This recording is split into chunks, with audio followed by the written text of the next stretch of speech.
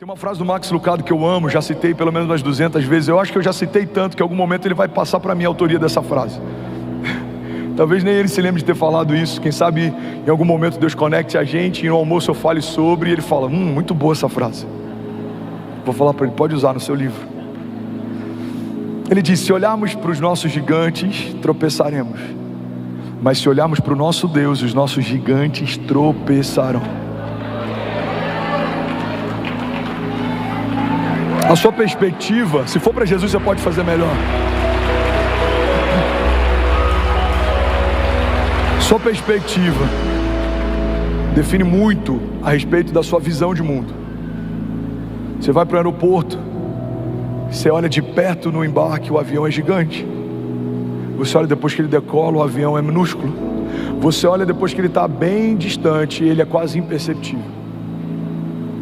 Ele é grande ou pequeno dependendo do lugar que a gente olha para ele. Todo ponto de vista é a vista de um ponto. Assim são os nossos gigantes, e assim é o nosso Deus. Se você se inclina para olhar para os seus problemas mais do que você se inclina para olhar para as suas promessas, os seus problemas parecerão mais poderosos do que as suas promessas. Você quer um exemplo disso? Começamos os nossos dias muitas vezes acessando os noticiários, mas poucas vezes acessando um devocional. A gente ouve o que a notícia do dia fala, mas a gente não acessa o que a boa notícia já falou há milhares de anos atrás. Então o jornalista diz, existe um caos hoje na nação, mas a palavra de Deus está dizendo, toda a terra está cheia da glória de Deus. Se eu só olho o noticiário e eu nunca olho a palavra de Deus, os problemas de hoje vão parecer mais poderosos do que as promessas de ontem. Alguém está comigo? Pastor, então você está dizendo que eu tenho que me alienar? Não, não é isso. Guarda isso aqui. Mas você tem que definir bem o lugar de influência que cada coisa tem. Bill Johnson diz que a fé não é negligência do problema, mas é não dar ao problema um lugar de influência dentro da nossa história. O problema continua sendo problema, mas ele não define o que eu vou viver. A doença continua sendo doença, mas ela não é a palavra final sobre a minha vida. A crise continua sendo crise, mas eu sei que os pensamentos que Deus tem a meu respeito são pensamentos de paz e não de mal, para me dar o fim que eu desejo. Então, irmão, o povo de Deus não deve ser alienado, mas vivemos só olhando para os problemas e não para as promessas já é uma forma de alienação. Já ouviu falar de alienação parental? É quando um dos pais gera uma influência sobre o filho a ponto de deturpar coisas. A gente acreditou e a gente comprou isso. Guarda isso aqui em nome de Jesus. O mundo criou uma mentira de que sermos crentes, sermos povo de Deus, isso é uma alienação. Mas se existe uma alienação de verdade, é você estar dentro da casa de Deus e não pensar como um homem de Deus, e não se mover como um filho de Deus, e não acessar a herança de Deus, e não viver as promessas de Deus, porque você, eu vou botar entre aspas, mudou de lado, mas continua olhando para fora. Você faz parte de um reino eterno, mas continua se movendo por um reino passageiro. Você faz parte de um povo eleito, mas você continua olhando para fora a partir de uma perspectiva natural. Irmão, olha para mim, alguém está recebendo algo de Deus aqui? Não faz sentido estarmos debaixo de uma nova aliança, mas nos movermos como se estivéssemos na antiga aliança. Você está debaixo de uma nova aliança. E o que essa nova aliança te tornou? Te tornou mais do que vencedor.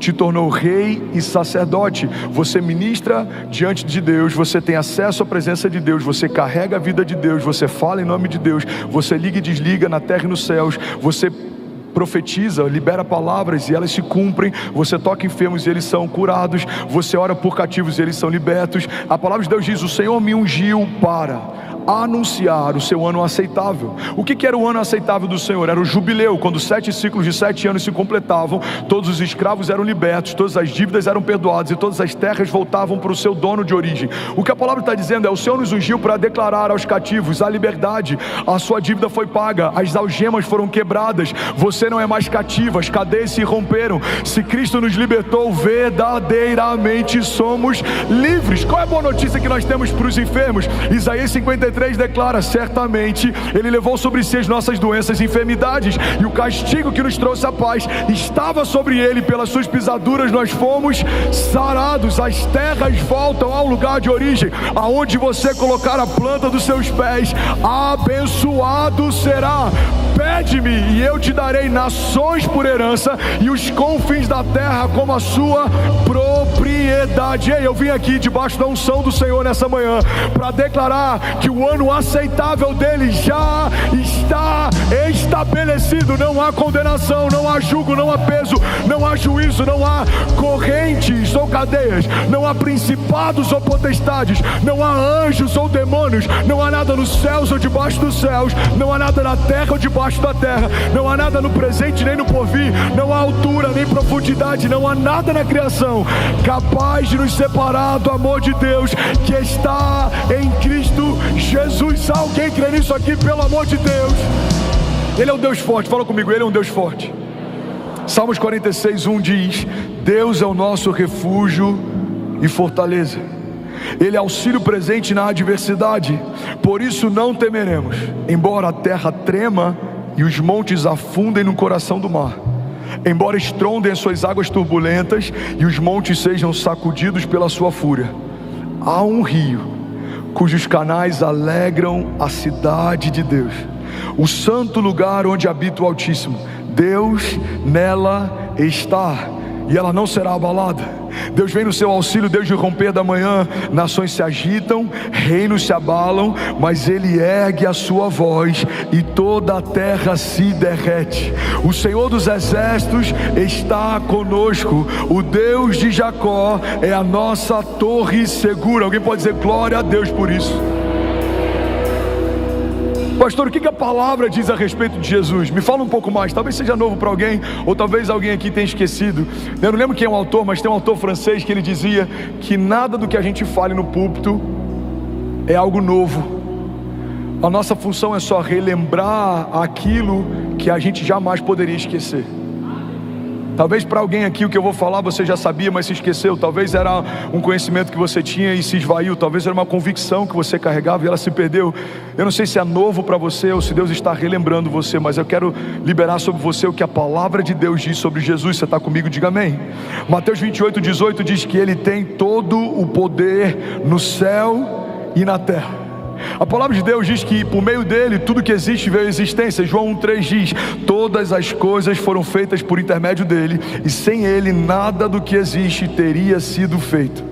A palavra de Deus também diz que é por ele que são mantidas todas as coisas. Hebreus 1:3: o Filho é o resplendor da glória de Deus e a expressão exata do seu ser, sustentando todas as coisas por meio da sua palavra poderosa. Depois de ter realizado a purificação dos pecados, ele se assentou à direita da majestade de Deus nas alturas. Alguém pode dizer glória a Deus por isso? A Bíblia diz que Ele tem as chaves do inferno e da morte. Apocalipse 1:18 diz: eu sou aquele que vive, estive morto, mas agora estou vivo para todo sempre, e eu tenho as chaves da morte e do Hades. Eu vou lembrar para alguém aqui, você vai celebrar no seu lugar: ao terceiro dia Ele ressuscitou. Aleluia, aleluia. A Bíblia diz em Colossenses 2:15 que Ele despojou as autoridades e poderes malignos, fazendo de todos eles um espetáculo público, triunfando sobre eles na cruz do Calvário. A palavra de Deus também diz que a morte não pôde retê-lo. Deus o ressuscitou dos mortos, Atos 2:24.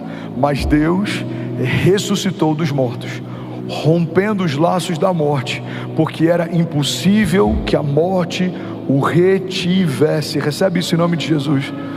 Todo laço de morte, tudo que te paralisava, tudo que te amedrontava, sejam pensamentos de morte, sejam palavras de morte, ou seja a morte sobre aquilo que Deus te entregou.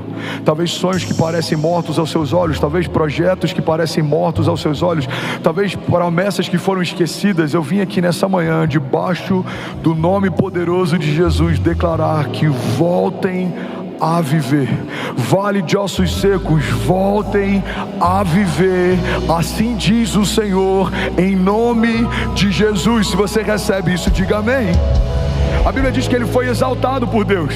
Filipenses 2,9 diz: por isso Deus o exaltou à mais alta posição e lhe deu o nome que está acima de todo nome, para que ao nome de Jesus se dobre todo o joelho nos céus e na terra e debaixo da terra, e toda língua confesse que Jesus Cristo é o Senhor, para a glória de Deus Pai. Alguém pode dizer glória a Deus por isso?